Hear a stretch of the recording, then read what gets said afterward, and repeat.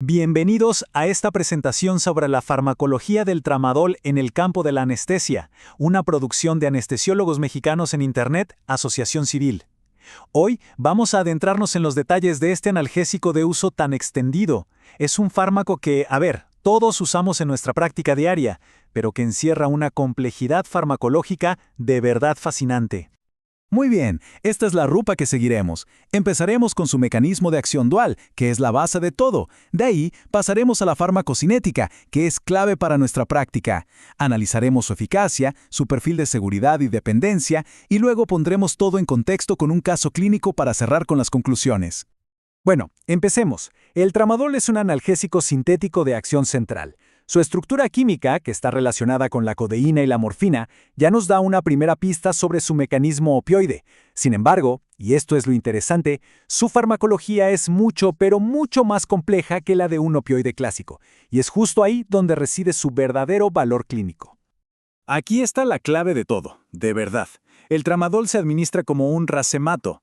Piénsenlo así. Es una mezcla 50-50 de dos moléculas que son imágenes especulares una de la otra, como la mano derecha y la izquierda. Se llaman enantiómeros. Y esto no es un simple detalle químico, es fundamental para su efecto, porque cada enantiómero tiene una misión diferente pero complementaria. Básicamente trabajan en equipo para producir la analgesia.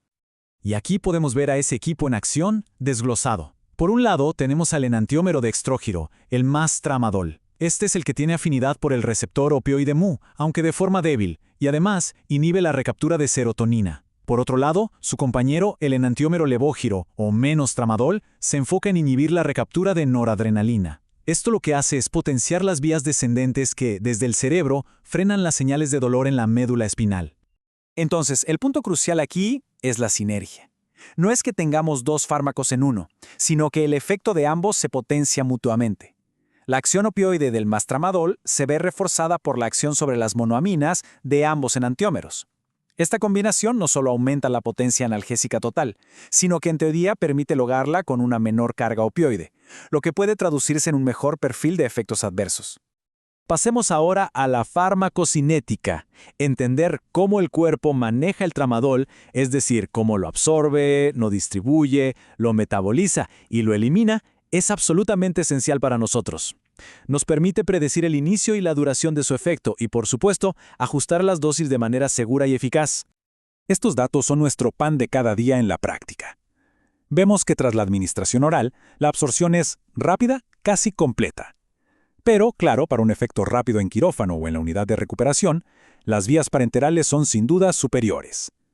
La vía intramuscular, por ejemplo, alcanza su pico en más o menos una hora, con una biodisponibilidad del 100%, lo que la hace muy predecible. Y la vía intravenosa, por supuesto, nos ofrece un inicio de acción inmediato. Y aquí entra en juego un actor fundamental, el metabolito M1, o desmetiltramadol. Resulta que el tramadol es, en parte, un profármaco. Su principal metabolito, el M1, es el verdadero responsable de la mayor parte de su efecto analgésico de tipo opioide. De hecho, el M1 tiene una afinidad por el receptor mu que es cientos de veces mayor que la del tramadol original.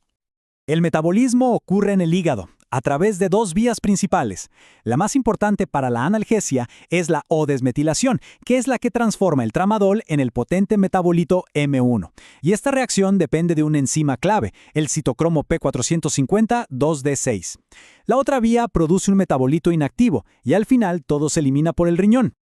Y claro, esta dependencia de una enzima tan específica como la CYP2D6 para su activación nos lleva directamente a una pregunta clínica que es, de verdad, crucial. Sabiendo que hay una gran variabilidad genética en la actividad de esta enzima en la población, ¿qué consecuencias tiene esto en nuestra práctica diaria con el tramadol? Pues las implicaciones son directas y muy significativas. Pensemos en el espectro de pacientes.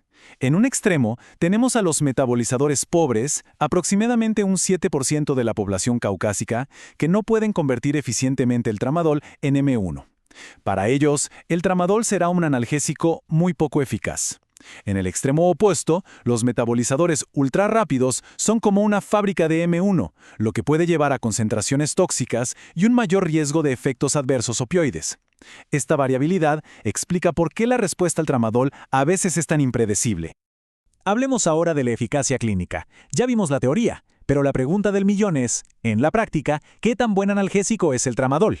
Vamos a ver su papel en el dolor agudo postoperatorio y algo muy importante, su utilidad particular en ese reto que es el dolor neuropático. Para tener una referencia clara, un punto de anclaje, la potencia analgésica del tramadol parenteral es de aproximadamente el 10%, o sea, una décima parte de la morfina parenteral.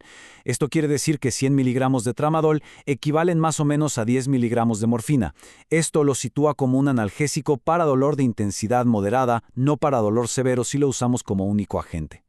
En el contexto del dolor postoperatorio, los estudios muestran que el tramadol tiene una eficacia comparable a la de la petidina. Sin embargo, su verdadero valor a menudo reside en su rol dentro de una analgesia multimodal. Piénsenlo así, el tramadol no es un solista, es parte de una orquesta. Al combinarlo con antiinflamatorios no esteroideos o con paracetamol, atacamos el dolor desde diferentes frentes, logrando un mejor control con menores dosis de cada fármaco y, por ende, menos efectos adversos. Por su mecanismo dual, es particularmente efectivo en el dolor neuropático. De hecho, una revisión sistemática de Cochrane concluyó que es un tratamiento eficaz con un número necesario a tratar de 3.8. ¿Y qué significa esto en el mundo real? Que en promedio, por cada 4 pacientes con dolor neuropático que tratamos con tramadol, uno va a experimentar una reducción del dolor de al menos el 50%. Y ese es un resultado clínicamente muy relevante. Muy bien, hablemos de seguridad. Un tema que para nosotros en anestesiología es simplemente prioritario.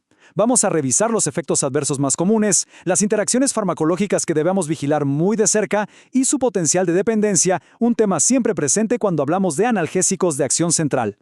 Los efectos adversos más comunes son los sospechosos habituales: mareos, náuseas, sedación, boca seca. Por lo general son dosis dependientes y tienden a disminuir con el uso continuado. Pero aquí hay una ventaja clínica importante.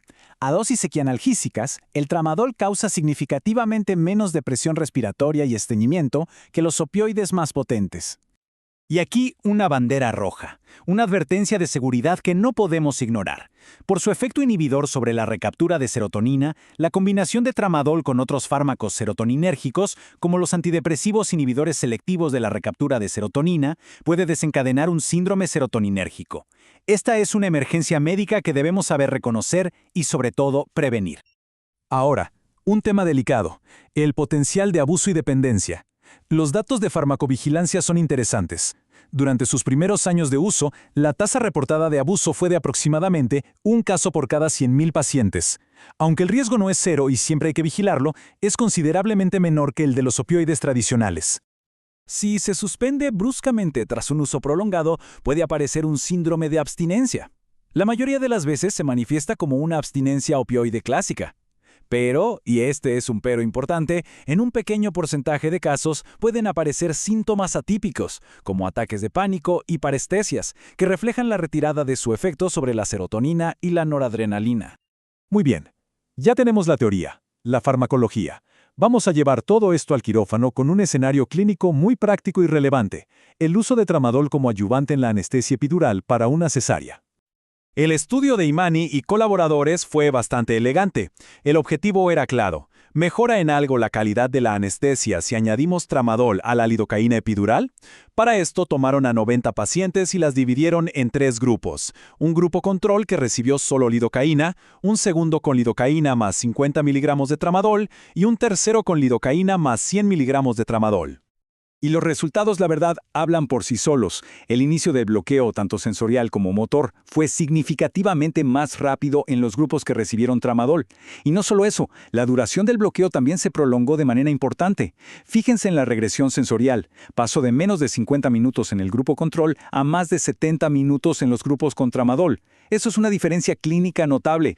Y aquí visualmente es donde vemos uno de los mayores beneficios: la analgesia postoperativa.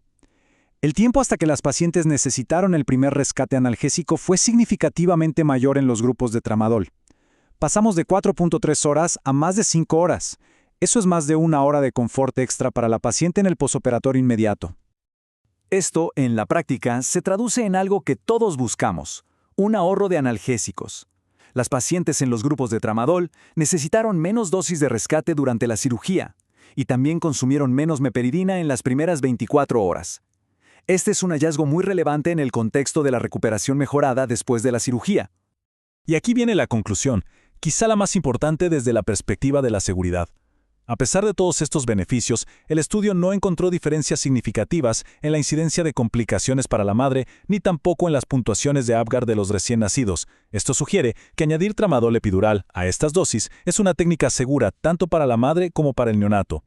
Bien, hemos recorrido la farmacología y la aplicación clínica del tramadol. Para finalizar, vamos a destilar toda esta información en una serie de puntos clave que nos podemos llevar para nuestra práctica diaria. Primero, nunca olvidar su mecanismo dual. Es único y explica tanto su eficacia como su perfil de efectos. Segundo, la genética importa, y mucho. El polimorfismo de la CYP2D6 es una causa real de respuesta inadecuada. Tercero, su lugar está en el dolor moderado, especialmente postoperatorio y neuropático. Cuarto, como vimos, su uso como adyuvante neuroaxial es una estrategia muy prometedora. Y por último, la vigilancia de interacciones que puedan llevar a un síndrome serotoninérgico es obligatoria. Así que, para terminar, dejo esta pregunta para la reflexión. Con todo lo que hemos visto, desde la sinergia de sus enantiómeros hasta su eficacia regional, debemos pensar críticamente sobre cómo y cuándo integrar de la mejor manera el tramadol en nuestros protocolos de analgesia multimodal para optimizar los resultados de nuestros pacientes. En pantalla se muestran las referencias bibliográficas que sirvieron de base para esta revisión, para quienes deseen profundizar en el tema. Con esto concluimos. Agradezco mucho su atención y extiendo un agradecimiento especial a Anestesiólogos Mexicanos en Internet, Asociación Civil, por haber hecho posible esta presentación. Muchas gracias.